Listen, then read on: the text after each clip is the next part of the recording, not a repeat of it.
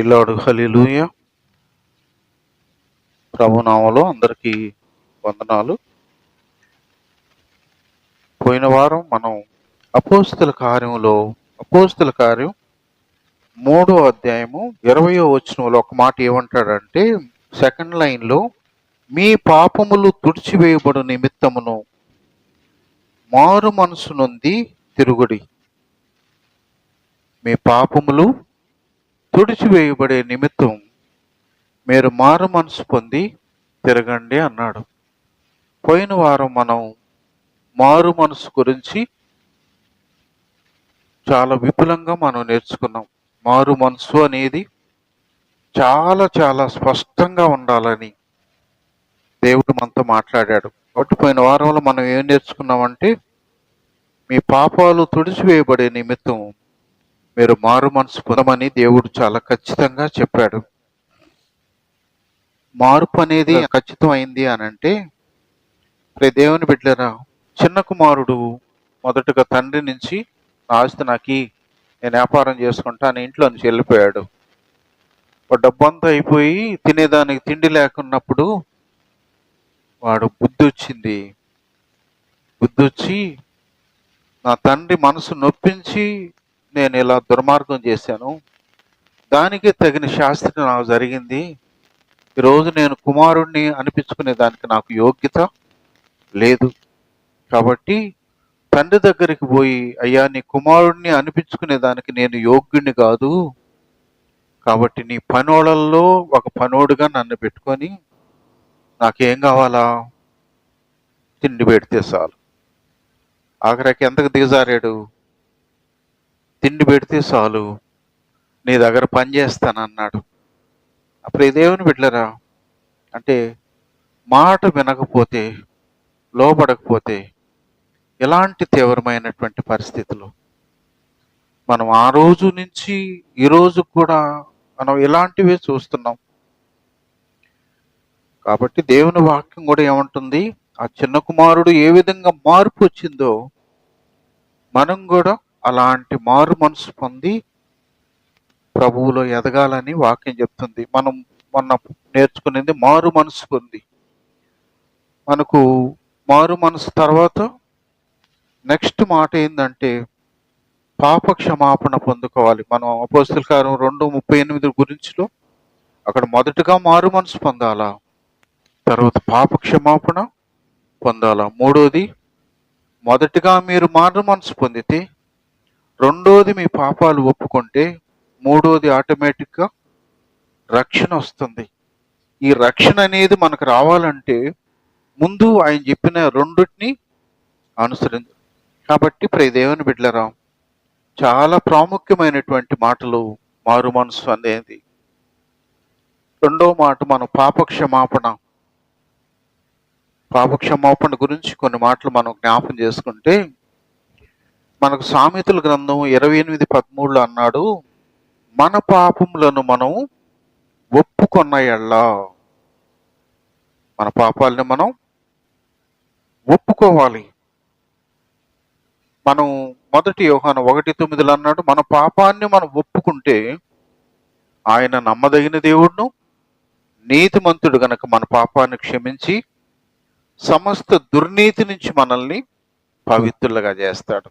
కాబట్టి పాపం ఒప్పుకుంటే ఆయన మనల్ని క్షమించి పవిత్రులుగా చేస్తాడు. ఒప్పుకోకపోతే ఆయన చేయుడు, మన పాపం మనతోనే ఉంటుంది. కాబట్టి దేవుని బిడ్డలారా, ఒప్పుకోవటం అనేది ఈరోజు చాలా మంది లోకంలో నమ్మరు. మేమేం తప్పు చేయలేదు, మాలో ఏం పాపం లేదని అంటారు. అయితే అలాంటప్పుడు పాపమే మాలో లేనప్పుడు మేము మరలా పాపాలు ఒప్పుకోవటం ఏంటి, మళ్ళా యేసు ప్రభు దగ్గరికి మేము రావటం ఏంటి అని వాళ్ళు ప్రశ్నిస్తూ ఉంటారు. దేవుని బిడ్డలారా, వాక్యం ఏం చెప్తుందంటే, మనకు యెషయా గ్రంథం 64:6 అన్నాడు సెకండ్ లైన్లో, మన నీతి క్రియలన్నీ మురికి గుడ్డల వలె ఉన్నవి. మా నీతి క్రియలు ఎలా ఉన్నాయి, మురికి గుడ్డల్లాగా ఉన్నాయి. మసేలికి నువ్వు ఎంత సోపేసి రుతికి బాదినా దాని పూర్తిగా నీకు బయటికి ఎప్పటికీ రానే రాదు. మానవుడి నీతి క్రియలు, నేను ఏం తప్పు లేదు, నేను యోగ్యుణ్ణి, నేను పరిశుద్ధుణ్ణి అని నువ్వు ఎన్ని చెప్పుకున్నావు, మన నీతి క్రియలన్నీ కూడా మురిగుడ్డల్లాంటివి అని వాక్యం చాలా స్పష్టం చెప్తుంది. మొదటి మానవుడైన ఆదాము అవ్వలు వాళ్ళు పాపం చేశారు. వాళ్ళ నుంచి పాపం వల్ల మరణం వచ్చింది. మనకు రోమా 5:12 మనుషులందరూ పాపం చేశారు, మరణం అందరికీ సంప్రాప్తమైంది. కాబట్టి మొదటి మానవుడు పాపం చివరి దాకా ఇప్పటికి కూడా వస్తానే ఉంది. మన పితరుల ఆస్తి మనకొస్తుంది, మన ఆస్తి మన బిడ్డలకి వెళ్తుంది. అదేవిధంగా మన పితరుల పాపం కూడా ఆటోమేటిక్గా మనకు వచ్చేస్తుంది. అంతేకాకుండా ఇంకొక మాట ఏంటంటే, ఈ భూమి ఆకాశాన్ని సృష్టించినటువంటి దేవుడు, నిన్ను నన్ను పుట్టించిన దేవుడు, మన కోసం ఈ లోకానికి వచ్చి ప్రాణం ఇచ్చిన దేవుడు, ఆయనే సృష్టికర్త అయిన దేవుడు. దేవుణ్ణి ఎరక్కపోవటం కూడా పాపమే. దేవుణ్ణి నువ్వు ఎరగాల. నిన్ను పుట్టించింది ఎవరు? నువ్వు పీల్చే ఈ గాలికి, తినే ఆహారానికి, తాగే నీళ్ళకి, నువ్వు పీల్చే ఊపిరికి, వీటన్నిటికీ అధికారం ఎవరికుంది? ఆయన్ని నువ్వు ఎరగాల. ఆయన్ని నువ్వు ఎరగలేదంటే అది ఆజ్ఞను అతిక్రమిస్తున్నావు, తద్వారా నీకు పాపం ఉందనేది చాలా స్పష్టంగా వాక్యం తేటతెల్లం చేస్తుంది. నా ప్రియ దేవుని బిడ్డలారా, అయితే ఇతను ఇంకొక మాట ఏంటంటే, మనం పాపాన్ని ఒప్పుకోవాలన్నాము. పాపాన్ని ఒప్పుకోవాలని అంటే మరి ఎలా ప్రభువా? చాలామంది పాత డైలాగు, నేను తెలుసో తెలియకో తప్పు చేశాను, నన్ను క్షమించమంటుంటారు. తెలుసో తెలియక ఎట్టి పరిస్థితులు కాదు. ఎందుకంటే ప్రతి ఒక్కడికి ఆదామవ్వల దగ్గర నుంచి అందరికీ జ్ఞానం ఉంది. ప్రతి ఒక్కరికి మంచి చెడ్డలని ఎరిగి ఉన్నారు. తెలుసో తెలియక అనే దానికి అసలు అవసరమే లేదు, ఆ మాట చెప్పకూడదు మనం. అయితే అప్పుడే దేవుని బిడ్డలారా, పాపాలన్నీ క్షమించు అనే ఒక్క మాటలో అంటే అది ఎలా ఉంటుందంటే, నోట నిండా గుడ్లు ఉన్నాయి, మురికి గుడ్లు అన్ని పట్టుకొని బండకేసి 4 బాదులు బాతి అన్నిటికీ మురికి వదిలేస్తుంది ఒకేసారి? వదులుతుందా? అందుకని ప్రతి పాపాన్ని ఒప్పుకొని వాటిని విడిచిపెట్టాల. ప్రతి పాపాన్ని, ఒక్కొక్క గుడ్డను దాన్ని ఎలా శుభ్రం చేస్తావో, నీలో నాలో ఉన్న ప్రతి పాపాన్ని మనం వాటిని ఒప్పుకొని మనం విడిచిపెట్టాలనేది దేవుని వాక్యం చాలా స్పష్టం చేస్తుంది. దేవుని స్తోత్రం, హల్లెలూయ.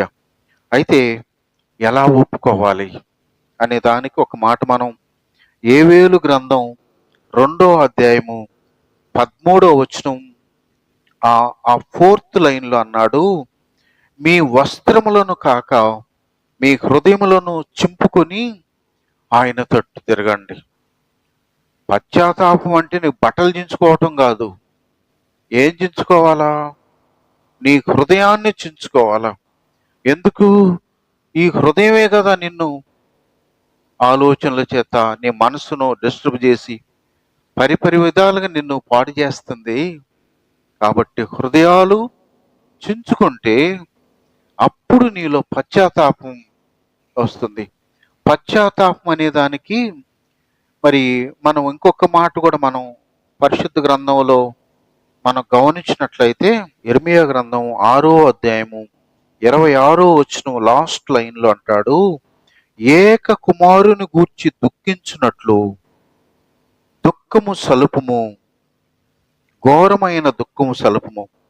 ఎవరిని గురించి ఎలా దుఃఖించాలా? ఒకే ఒక కొడుకు, వాడొక్కడు చనిపోయాడు. ఎలా ఏడుస్తారు? నటన ఉండదు. అప్పుడు హృదయంలో నుంచి వేదన వస్తుంది, కన్నీరు వస్తుంది. దాన్ని ఆపేందుకు కూడా చాలా కష్టమైంది. కాబట్టి అలా మనం ఒప్పుకోవాలా. ఇంకా మనం ఎలా ఒప్పుకోవాలి?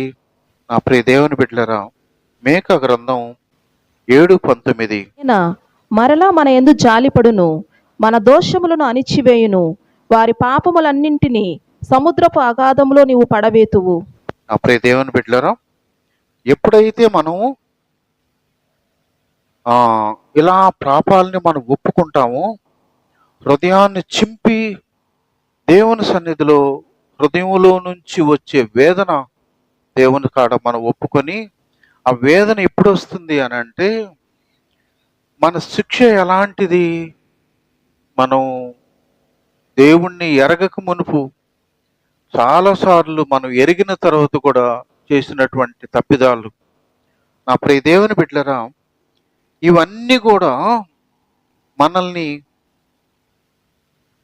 పాపంలో మరింతగా కూరుకుపోయేటట్టుగా చేసింది.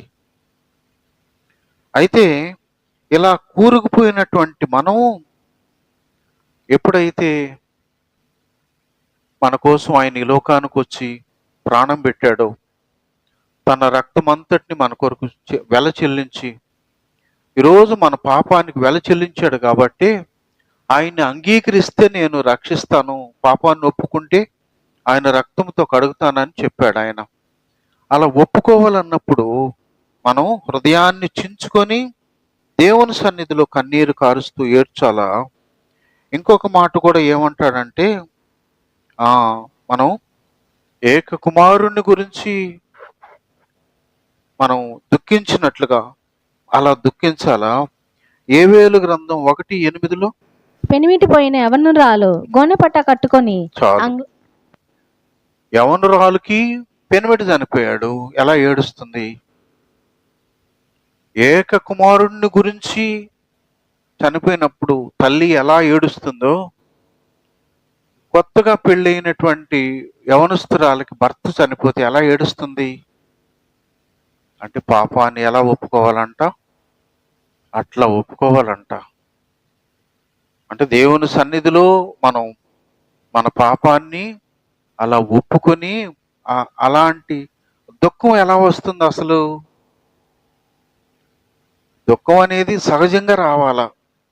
ఏదో నటనలో ఏడ్చే దుఃఖం సరైన దుఃఖం కాదు. అది హృదయంలో నుంచి వచ్చే వేదన అయితే అది అది సరైంది, అది సక్రమైంది. కాబట్టి ప్రియ దేవుని బిడ్డలారా, అలాంటి పాపాన్ని క్షమించమనేటువంటి రీతులు మనం అడిగి, అలాంటి దుఃఖం మనకి ఎట్లా వస్తుంది అని అంటే, కాంతారావు గారు విశాఖపట్నం ఆయన బిల్డరు, ఆయన సాక్ష్యం ఏంటంటే, ప్రభువుని అంగీకరించి బాప్తిసం పొందుకున్న తర్వాత 15 రోజుల వరకు దేవునితో ఏకాంతంగా గడిపేవాడు. అలా ఎన్ని రోజులు అంటే 15 రోజులు దేవునితో ఏకాంతంగా గడిపాడు. గడిపిన తర్వాత భార్య అంటుంది, నువ్వు ఇదే పని అయితే మేము ఇంటికన్నా వెళ్తాం అని చెప్పింది. అలా చెప్పిన తర్వాత అప్పటి నుంచి ఆయన మానేశాడు. కానీ ఆ 15 రోజుల అనుభవం ఆయన ఎలా చెప్పాడు అని అంటే, చిన్న వయసులో తను ఒక స్నేహితుడి యొక్క బట్టల షాప్కి వెళ్తాడు. వాడు లోపలికి వెళ్తాడు, ఈ ఎండ కూర్చోబెట్టి, వాడు పోయిచ్చే లోపల డబ్బాలో నుంచి డబ్బులు తీసి జోబులు వేసుకుంటాడు. అంటే దాన్ని కూడా దేవుడు బయలుపరుస్తాడు. అంటే ఒక్కొక్క దేవుని సన్నిధిలో 15 రోజులు గడిపినందువల్ల ఒక్కొక్కటి దేవుడు జ్ఞాపకం చేస్తూ ఉంటే ఒక్కొక్క దాన్ని ఆయన ఒప్పుకుంటా ఉన్నాడు. అది దేవునిలో ఒప్పుకునే క్రమం. మనం కాసేపు ప్రార్థనలో మనం ప్రభువా నన్ను క్షమించమంటే నీకు గుర్తు రాదు, ఒప్పుకునేది ఒకటే అరే ఉంటుంది. కానీ ఎప్పుడైతే దేవుని సన్నిధిలో అలా ఎక్కువసేపు మనం గడిపినప్పుడు ఒప్పుకునే దానికి అవకాశం ఉంటుంది. కాబట్టి అలా చేయాల.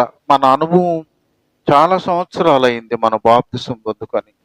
ఆ క్రమం అనేది మనకు అప్పట్లో ఆ జ్ఞానం లేదు.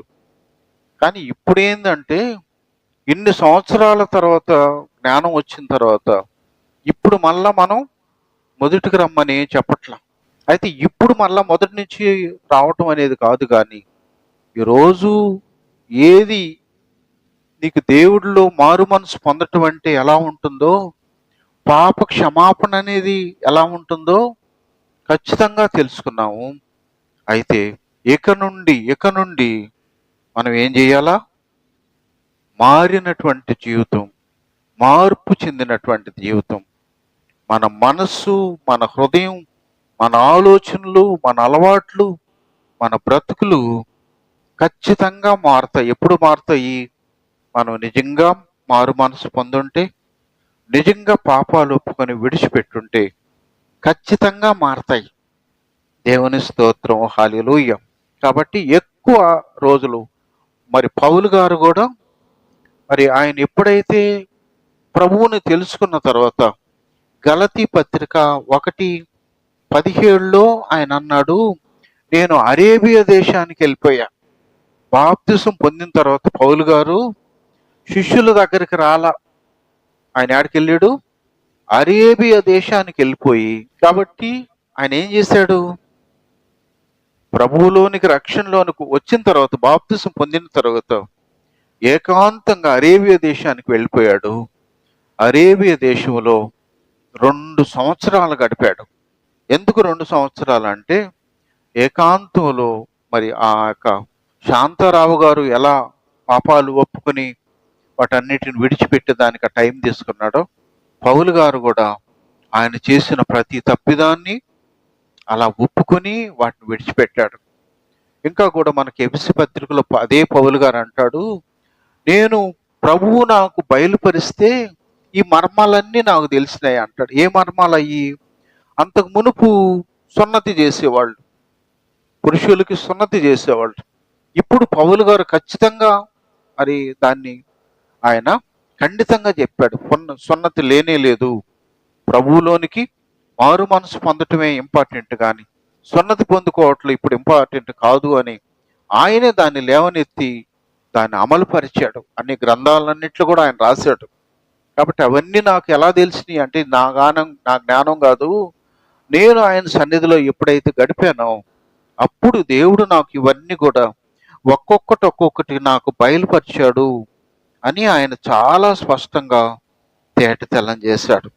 కాబట్టి నా ప్రియ దేవుని బిడ్డలారా, మనం ఇంకొక వ్యక్తిని కూడా మరి అగస్టిన్ అనేటువంటి ఆయన తల్లిదండ్రులకు ఒకే కొడుకు తండ్రి కొంతకాలం చనిపోయిన తర్వాత ఆ తల్లి బిడ్డను పెంచుకుంటా ఉంటే, చిన్న వయసులోనే నా కొడుకుని దేవుని సేవ చేయాలని తీర్మానం చేస్తుంది.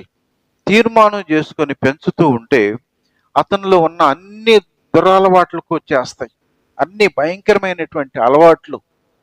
ఒక పక్క కుమారుణ్ణి సేవకు ఇవ్వాలని అంటే, రెండవ పక్క అతనిలో ఉన్న ఈ భయంకరమైన అలవాట్లను చూసి తల్లి ఎంతగానో కుంగిపోతుంది. ఆ వేదనతోనే చనిపోతుంది ఆమె. చనిపోయిన తర్వాత అదే అగస్టిన్ ఒంటరి అయిపోతాడు. తల్లి ఉన్నప్పుడు అంటే విలువ తెలియలా, టయానికి ఇంటికి పోతే అన్నం తినేసేవాడు. ఈరోజు ఎవడిస్తాడు? కాబట్టి ఈరోజు విలువ తెలిసి తల్లి మాటలన్నీ జ్ఞాపకం చేసుకొని అప్పుడు బైబిల్ ఎత్తుకొని రోమాపత్రిక చదివాడు, కీర్తనలు 34 చదివాడు, 51 చదివాడు. ఇవన్నీ కూడా దేవునిలో పశ్చాత్తాపడటం. హల్లెలూయా. దేవునిలో పశ్చాత్తాపడటం అంటే ఎలా అని చెప్పే విషయంలో చాలా స్పష్టంగా అవన్నీ గ్రహించి, ఆయనలో ఎంత మార్పు అని అంటే, ఒకప్పుడు పాపి అయినటువంటి అగస్టిన్ ఈరోజు మరి ఒక సేవకుడు కూడా కాదు, సెంట్ అంటారు. ఆ సెంట్ అని అంటే వాళ్ళు ప్రత్యేకంగా దేవుని చేత ఏర్పరచబడిన వాళ్ళు, ప్రవక్తలు అనుకోండి. అలాంటి ఉన్నతమైన స్థానంలోకి వెళ్ళిపోయాడు ఆయన. ఒక సందర్భంలో తనతో పరిచయమైనటువంటి ఒక స్త్రీ ఆయన మార్గంలో వెళ్తూ ఉంటే, అగస్టిన్ అంటే ఇటు చూసిపోతా ఉంటాడు. నేనే అంటే, అప్పుడు వెనదిరిగి అన్న మాట ఏంటంటే, నువ్వే కావచ్చు, నేను ఆ అగస్టిన్ని కాదు. దేవుని స్తోత్రం, హల్లెలూయా. అది మారు మనసు పొందిన వ్యక్తి జీవితంలో పాపాన్ని ఒప్పుకొని విడిచిపెట్టబడినటువంటి వాళ్ళ జీవితంలో కలిగేటువంటి స్పష్టమైనటువంటి మాట. యేస్కేలు గ్రంథం 36, 26. హృదయం మీకు ఇచ్చేదను, నూతన స్వభావం మీకు కలుగచేసేదను. రాతి గుండె మీలో నుండి తీసివేసి మాంసపు గుండెను మీకు ఇచ్చేదను. ఉమ్, నా ఆత్మను మీ అందుంచి నా కట్టడలను అనుసరించి వాడిని గాను, నా విధులను గాయకుని వాడిని గాను మిమ్మల్ని చేసేదను. రైట్ లార్డ్, హల్లెలూయా. దేవుని బిడ్డలరా, మనం ఎప్పుడైతే మారు మనసు పొందుతామో, ఎప్పుడైతే మనం దేవుని సన్నిధిలో ప్రతి పాపాన్ని ఒప్పుకొని విడిచిపెడతామో, మనం చేయాల్సిన పని మనం చేసాము. నెక్స్ట్ దేవుడు చేసే పని ఏందో తెలుసా? నేను నూతన హృదయాన్ని మీకు ఇస్తా. అంటే ఎంతవరకు ఉన్న హృదయం, పాడైపోయిన హృదయం, మలినమైనటువంటి హృదయం, ప్రతి సందర్భంలో పడిపోను లేస్తున్నటువంటి నీ హృదయాన్ని తీసి నేను నూతన హృదయాన్ని నీకు ఇస్తాను, నూతన స్వభావం మీకు కలిగజేస్తాను, రాతి గుండె మీలో నుండి తీసివేసి మాంసపు గుండె నీకు ఇస్తాను. ఇంతవరకు కఠినమైనటువంటి దేవుని మాటలు బుర్రకెక్కవు, దేవుని కార్యాలు కళ్ళకు కనపడవు, దేవుడు చెప్తున్న ప్రతి ఆలోచన హృదయంలోనికి వెళ్తుందా, అది నష్టమైపోతుంది. అందుకే నీ హృదయం పాడైపోయింది, నీ హృదయం పనికి రాకుండా పోయింది. చాలాసార్లు ఈ వాల్వ్స్ వేస్తూ ఉంటారు, గుండె చెడిపోయింది, దానికి వచ్చే వాల్వ్స్ చెడిపోయినాయి అంటారు. కొన్నిసార్లు లివర్ చెడిపోయింది అంటారు, పార్ట్లు అన్నీ చెడిపోయింది అంటారు. పాడైంది అని నాణ్య పెట్టుకుంటే ఏమవుతుంది? ఇప్పుడు తల్లికి దేవుడు నిర్ణయించినటువంటి ఆ టైం, ఆ 9 నెలలు కావచ్చు, లేక 10 నెలలు కావచ్చు, ఆ టైము నిర్ణయించిన తర్వాత బెడ్ బయటికి రావాల్సిందే. ఏదైనా రాకుండా లోపల ఆగిపోతే ఏమవుతుంది? ఇమ్మీడియట్గా ఆపరేషన్ చేయాలా? ఒకవేళ చేయటం లేట్ అయితే ఏమవుతుంది? లోపల ఉన్న బిడ్డ పాయిజన్ అయిపోతుంది, తల్లి బిడ్డ మొత్తం స్మాష్ అయిపోతారు. అంటే ఏది కూడా లోపల ఉండదు.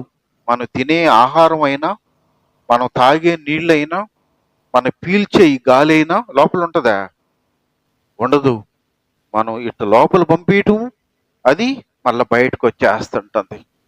కాబట్టి ప్రియ దేవుని బిడ్డలారా, శరీరములో ఏది ఉంచేదానికి దేవుడు ఏర్పాటు చేయలే, వాటన్నిటిని బయటికి నెట్టేస్తున్నాడు. కాబట్టి బిడ్డ ఏ విధంగా బయటికి సకాలంలో తీగిపోతే ప్రమాదమో, మన జీవితంలో మరి ఇలా పాపాన్ని అలా ఉంచుకోవటం కూడా చాలా ప్రమాదకరమైంది. అందుకనే మనం ఎప్పుడైతే మనం చేయాల్సిన పని మారు మనసు పొంది, రెండోది పాపాన్ని ఒప్పుకొని వాటిని విడిచిపెడతామో, ఇప్పుడు దేవుని కార్యం, మీకు నూతన హృదయాన్ని ఇస్తా, నూతన స్వభావాన్ని ఇస్తా, మీలో రాతి గుండెని తీసి మాంసపు గుండెని మీకు ఇస్తాను. ఇంకా అడిషనల్గా ఏంది తెలుసా? నా ఆత్మను మీ అందుంచి నా కట్టడల అనుసరించు వారుగాను, నా విధులను గైకొనే వారుగా చేస్తా. దేవుని స్తోత్రం, హల్లెలూయా. అంటే ప్రభువు మాటకి మనం మొదటి 2 మాటల్లో మనం విధేయత చూపించి ఆయన చెప్పినట్లుగా మనం వాటిలో మార్పు అనేది మనకు వస్తే, దేవుడు మన హృదయాన్ని కంప్లీట్గా, ఆయన హృదయాలు మారుస్తాడు, బ్రతుకులు మారుస్తాడు. కంప్లీట్గా మార్చి ఆయన ఏం చేస్తాడు? మరి ఆయన ఆత్మతో మనల్ని నింపి మనము ఆయన కట్టడల అనుసరించు వారుగాను, ఆయన విధులను గైకొనే వారంగా. ఎంత మంచిదో చూడండి. అంటే మనం చేయాల్సిన పని చేస్తే మనం చేయలేకపోతున్న కార్యాలన్నీ కూడా ఆయనే చూసుకుంటాడు. కాబట్టి చేయాల్సిన పని చేసామా లేదా ఒకసారి మనల్ని మనం పరిశీలించుకోవాలా. ఎందుకంటే ప్రభువు చాలా స్పష్టంగా ఈ వాక్యాలన్నిటిని కూడా రాయించి పెట్టాడు. కాబట్టి ప్రియ దేవుని బిడ్డలారా, ఇవన్నీ కూడా మీకు చెప్తున్నానంటే ఇవన్నీ కూడా దేవుడు బయలుపరిచినటువంటి మాటలు, ఇవన్నీ మనం అనుసరించాల్సినటువంటి మాటలు. కాబట్టి అలా చేయాలా, అలా చేస్తే దేవుడు ఆయన తన ఆత్మతో నింపి అలా కార్యం చేస్తాడు. మనం ఇంకా కూడా మనకు ఎఫెసీ పత్రిక 5:27 పురుషులారా, మీరు మీ భార్యలను ప్రేమించుడి, అటువలే క్రీస్తు కూడా సంఘమును ప్రేమించి అది కలంకమైనను ముడత అయినను అట్టిది మరి ఏదైనను లేక పరిశుద్ధమైనది గాను నిర్దోషమైనది గాను మహిమగల సంఘముగాను ఆయన తన ఎదుట దానిని నిలవబెట్టుకొనవలనని వాక్యముతో ఉదక స్నానము చేత దానిని పవిత్రపరచి పరిశుద్ధపరచుటకై దాని కొరకు తన్ను తాను అప్పగించుకొనెను. ప్రైలాడు హల్లెలూయా. కాబట్టి మనల్ని పరిశుద్ధపరిచి మనము కళంకమైన ముచ్చైన మడతైన ఏది కూడా లేకుండా ఉండాలని ఆయన ఏం చేశాడు? ఆయన తన వాక్యం చేత పరిశుద్ధపరచుటకై ఆయన తన వాక్యముతో ఉదక స్నానం చేయించాడంట మనల్ని. ఉదక స్నానం అంటే శరీరం అంతటిని కూడా ఆయన వాక్యం ఉదక స్నానం చేయబడింది. అందుకనే ఆయన మనకి ఇచ్చిన ఈ అమూల్యమైనటువంటి వాక్యం మనం ఎప్పుడైతే మనం చదువుతామో, ఎప్పుడైతే వింటామో, అందుకే ఇలా చేసినప్పుడు దేవుని వాక్యం ఏం చేస్తుంది?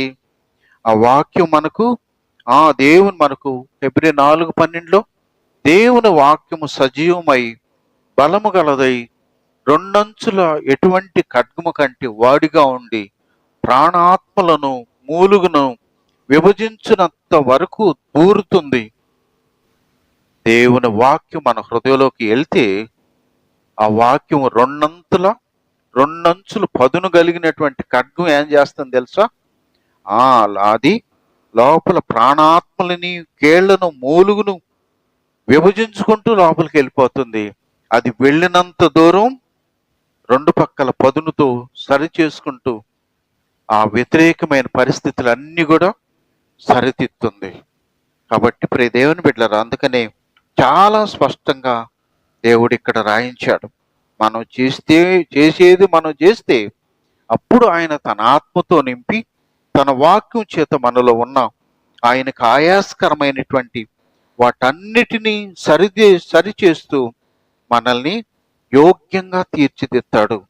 అయితే ఎప్పుడైతే ప్రభువు చెప్పినట్లుగా మనం మొదటగా మారు మనసును పొందుతామో, రెండవదిగా క్షమాపణ పొందుకుంటామో, తర్వాత దేవుడు మన పాపం విషయంలో ఎంత ఖండితంగా చెప్పాడంటే 103వ కీర్తన 12వ వచనంలో ఆయన మన అతిక్రమములను మనకు అంతరపరిచున్నాడు. దేవుని స్తోత్రం, హల్లెలూయా. పడమటికి తూర్పు ఎందూరము, ఎన్ని వేల మైళ్ళలో మనకు అర్థం కాదు. ఆ జ్ఞానం మనకు అవసరం లేదు కూడా.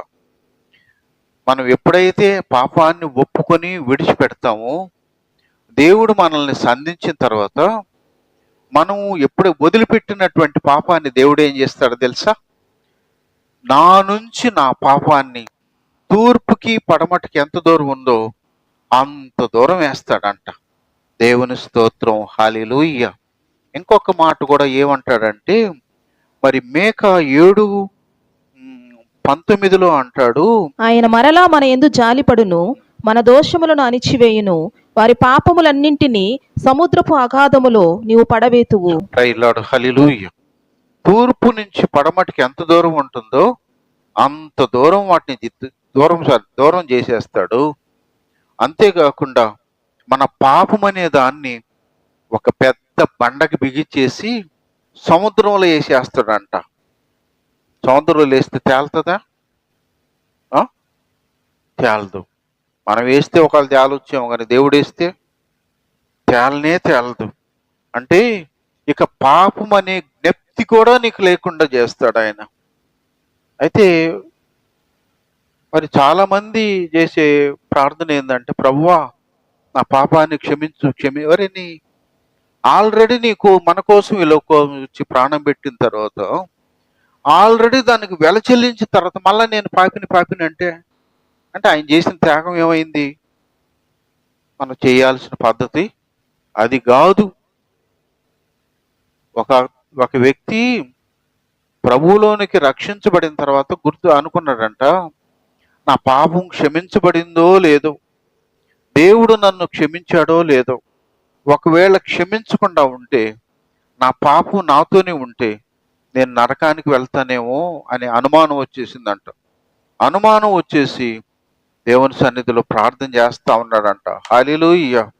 ప్రభువా నా పాపాన్ని క్షమించావా లేదా, నాకు మరి బయలుపరచు అని ఆయన ప్రార్థన చేస్తున్నాడంట. ఆయన ఎప్పుడైతే ప్రార్థన చేస్తున్నాడో అప్పుడు దేవుని స్వరం వినపడిందంట. స్వరం వినపడి, నీ పాపం ఏది నాకు గుర్తులేదే అన్నాడంట. దేవుని స్తోత్రం, హల్లెలూయా. ఎఫెసీ పత్రిక 5:27లో చెప్పిన ప్రకారంగా మన పాపానికి ఆయన వాక్యం వెళ్తా ఉంటే కడుక్కుంటా పోతుంది, నరుక్కుంటా పోతుంది. కడగటం కాదు, అది నరుక్కుంటా వెళ్తా ఉంది. నా ప్రియ దేవుని బిడ్డలరా, నరిగితే ఇంకా ఉంటుంది మిగిలి బ్యాలెన్స్ లేదు. కాబట్టి ఇంకెప్పటికీ నేను ఆయన గుర్తు చేయడంట. నువ్వెందుకు గుర్తు చేస్తావు నేను పాపిని అని? మనం ఎలా ప్రార్థించాలంటే, ప్రభువా, నా జీవితంలో నేను పాపంతో ఉన్నప్పుడు నన్ను ప్రేమించి లోకానికి వచ్చి నా కోసం ప్రాణం పెట్టావు, నా కోసం నీ రక్తాన్ని చిందించావు, నా కోసం నలగొట్టబడ్డావు అయ్యా. ఎవరు చేయలేనటువంటి త్యాగం నువ్వు నా కోసం చేశావు. ఈరోజు నా పాపాన్ని క్షమించడం మాత్రమే కాకుండా నన్ను నీ బిడ్డగా, నీ సొత్తుగా నన్ను మార్చుకున్నావు. నీకు వందనాలు. నన్ను పాపాన్ని నుంచి విడిపించి నన్ను రక్షించిన దానికి నీకు వందనాలు. బాగుంటుందా? అది క్రమము. కాబట్టి అలాంటి ప్రార్థన మనం చేయాలి. కానీ మనం ఇంకా ఆణ్యం ఉన్నట్లుగా అది చేయటం సక్రమైంది కానే కాదు. దేవుని స్తోత్రం, హల్లెలూయా. అందుకే ప్రియ దేవుని బిడ్డలారా, ఆయన కీర్తన 66:18లో దావీదు ఇలాంటి అనుభవం గుండా వెళుతూ అంటాడు, ఉదయంలో నేను పాపమును లక్ష్యము చేసిన ఎడల ప్రభువు నా మనవి వినకపోవును. నిశ్చయముగా దేవుడు నా మనవి అంగీకరించి ఉన్నాడు, ఆయన నా విజ్ఞాపన ఆలకించి ఉన్నాడు. హల్లెలూయా. ఇప్పుడు నేను పాపాన్ని లక్ష్యము చేయని ఎడల, నా హృదయంలో నేను పాపమును లక్ష్యము చేసిన ఎడల, లక్ష్యం చేయటం అంటే తప్పు చేయటమా? ఆలోచన కూడా రాకుండా ఈరోజు వదిలేసిన నేను మళ్ళా ఆలోచిస్తున్నానంటే, మళ్ళా గుర్తు చేసుకుంటున్నానంటే, మళ్ళా దాని గురించి నేను వదులుకోలేకపోతున్నానంటే అది లక్ష్యం చేయటం. నువ్వు పాపం చేసినా దానికి పనిష్మెంట్ అంతే ఉంటుంది. నువ్వు లక్ష్యం చేస్తే కూడా ఆయన ఆలకించును అన్నాడు. బిడ్డలారా, దేవుడు నిన్ను ఎంతగా, మరి మనం స్కానింగ్ ఉన్నాయి కదా, ఎంఆర్ఐ అని. ఎంఆర్ఐ స్కానింగ్లో ఎట్లా ఉంటుంది? బాడీ మొత్తాన్ని స్కాన్ చేసేస్తుంది. ఏ పార్ట్లో ఏమి తేడా ఉందో కూడా చూపించేస్తుంది. ఆఫ్టర్ ఆల్ మనిషి జ్ఞానానికే ఎంత జ్ఞానం ఉంటే పరలోక జ్ఞానానికి ఎలా స్కాన్ చేస్తాడు ఆయన? జాగ్రత్త. కాబట్టి ప్రియ దేవుని బిడ్డలారా, అంతగా ఆయన మనల్ని అబ్జర్వ్ చేస్తుంటాడు. బంగారం చేసే వ్యక్తి బంగారాన్ని అక్కడ ఆ పనిలో ఉన్నప్పుడు వాడి మైండ్ అంతా, వాడి కనుదృష్టి అంతా, ఈ కాన్సన్ట్రేషన్ అంతా దాని మీదే ఉంటుంది. నువ్వు నేను ఆయన విలువైన బంగారం. మనల్ని సరిచేసేటప్పుడు కనుదృష్టి పక్కన ఉంటుందా? ఉండదు. కాబట్టి ప్రియ దేవుని బిడ్డలారా, మనల్ని అంతగా ఆయన పరిశీలన చేస్తున్నాడు అనేది మనం జ్ఞాపకం చేసుకోవాలి. మనం ఇంకొక మాట కూడా, ఎప్పుడైతే ఇలా పాపాన్ని ఒప్పుకొని వాటిని విడిచిపెడతామో, మనం 8:16 రోమా 8:16 అంటాడు, మనము దేవుని పిల్లలమని ఆత్మ తానే మన ఆత్మతో కూడా సాక్ష్యం ఇస్తున్నాడు. ఎవరు చెప్తారు మనం రక్షించబడ్డామని? ఎవరు చెప్తారు మన పాపం క్షమించబడిందని? నాలో ఇంకా లోపం లేదనే విషయం ఎవరు నాకు చెప్తారు అని అంటే, మనలో ఉండే ఆత్మ, అది ఆయన ఆత్మ. ఆయన ఆత్మతో మన ఆత్మకు బయలుపరుస్తాడు. అందుకని మనం దేవుని పిల్లలమని ఆత్మ తానే మన ఆత్మతో కూడా సాక్ష్యం చెప్తున్నాడు.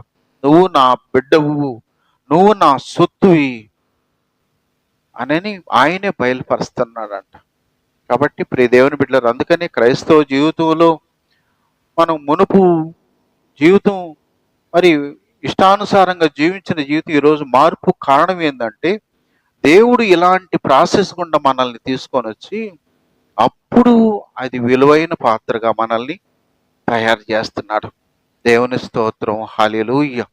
కాబట్టి ప్రియ దేవుని బిడ్డలు, ఒకసారి మన హృదయాలు పరిశీలించుకొని మనం రక్షించబడినాము. రక్షణకు ముందుగా మారు మనసు, పాప క్షమాపణ గురించి 2 మాటలు విన్నాం.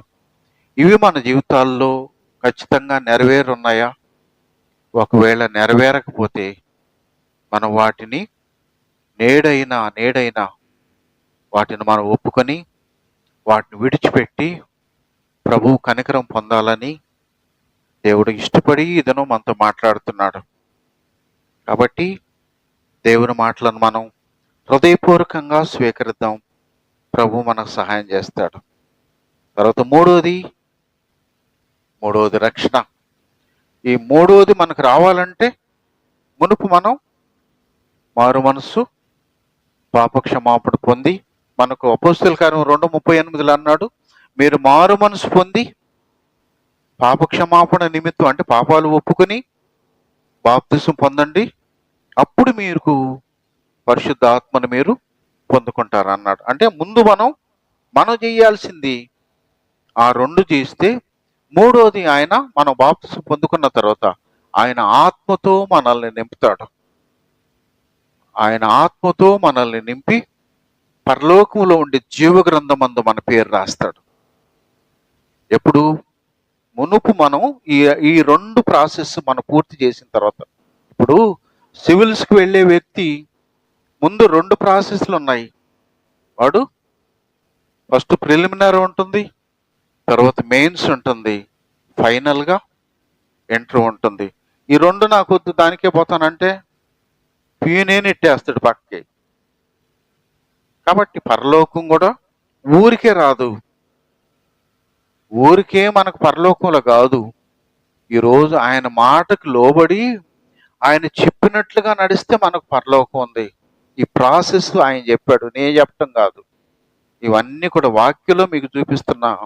ఆయన చెప్పినటువంటి క్రమము వాటిని మనం అనుసరిస్తే మన మార్పు చాలా స్పష్టంగా, ఖచ్చితంగా మన కుటుంబానికి కనపడుతుంది, మన సంఘానికి కనపడుతుంది, మన గ్రామానికి కనపడుతుంది. కాబట్టి అలాంటి మార్పు రావాలని ఆయన ఈ ఉదయ కాలంలో మనల్ని కోరుకుంటున్నాడు. ఈ 2 మనం ఏదైతే చేస్తామో అప్పుడే మనకు రక్షణ వస్తుంది. ఆయన పేరులోనే రక్షణ ఉంది. తన ప్రజలను వారి పాపం నుంచి ఆయనే రక్షించును గనక ఆయనకు యేసు అనే పేరు పెట్టబడింది అన్నాడు. కాబట్టి ఆయన పేరే రక్షకుడు. అన్నిటికంటే ముందు నీకేం కావాలా? రక్షణ కావాలా. పాపము నుంచి విడుదల పొందే రక్షణ నీకు కావాలా.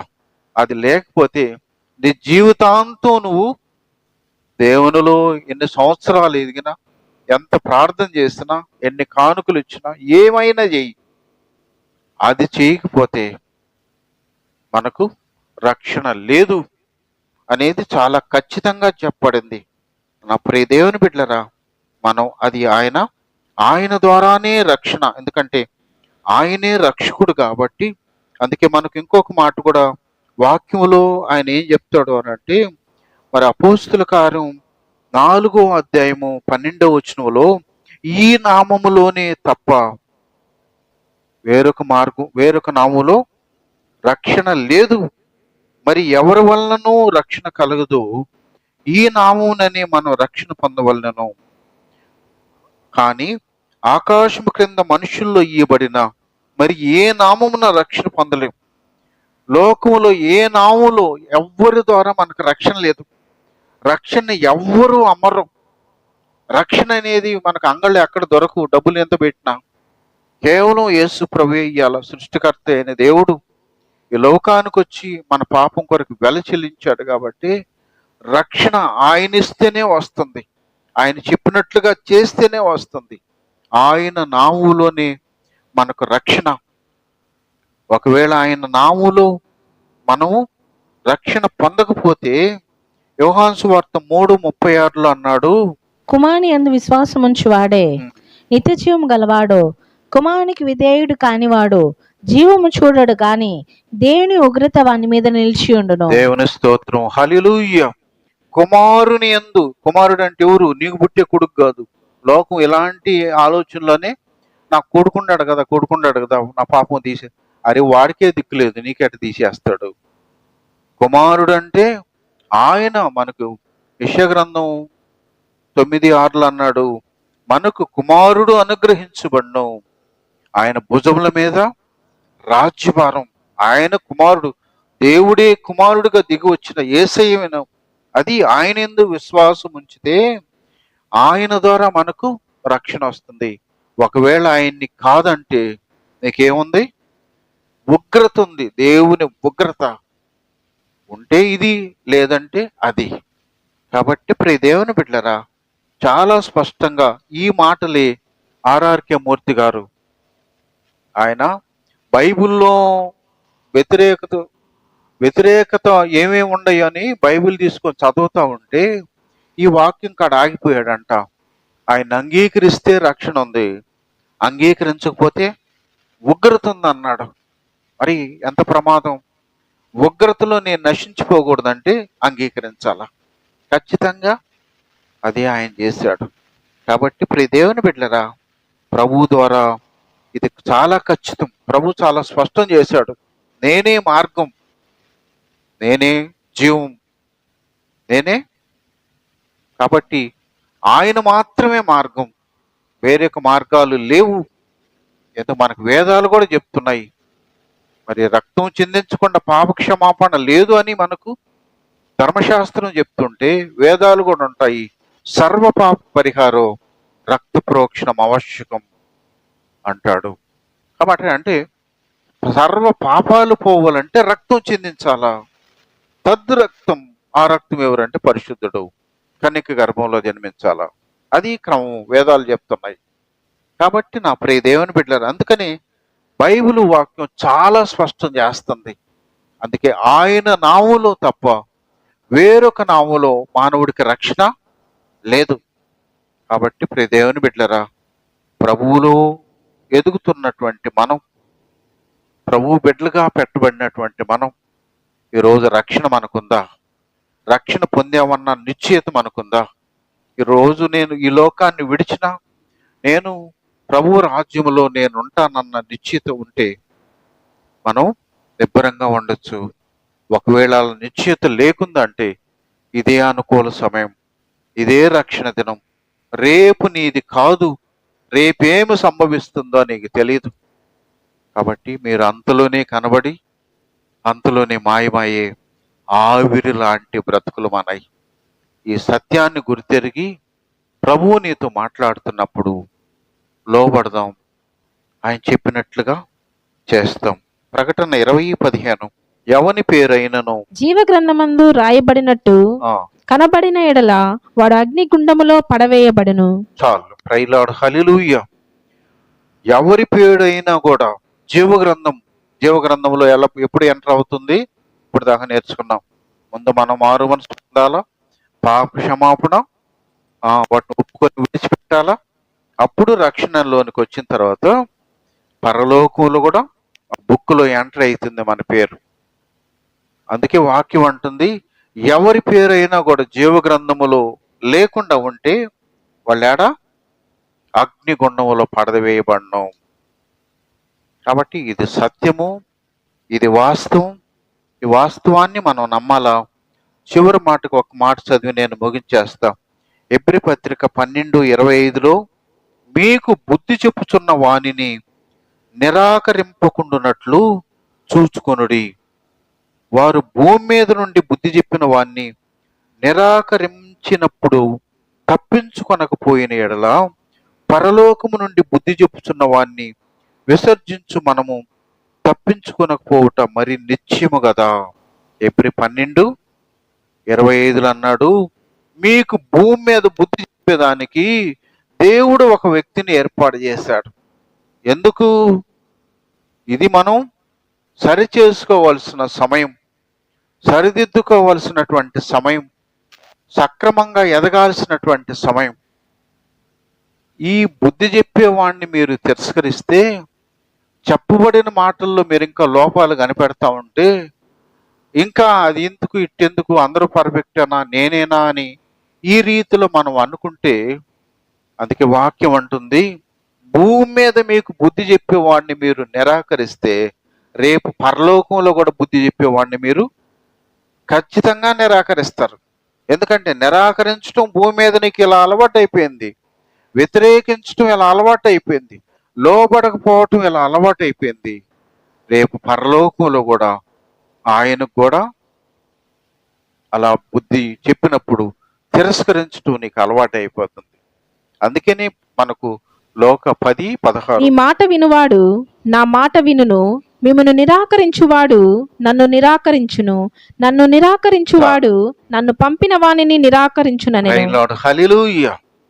మీ మాట వినేవాడు, మీ మాట అంటే మీకు బుద్ధి చెప్తున్న మీ దాసుని మాట వినేవాడు నా మాట వింటాడు, అంటే ప్రభు మాట వింటాడు.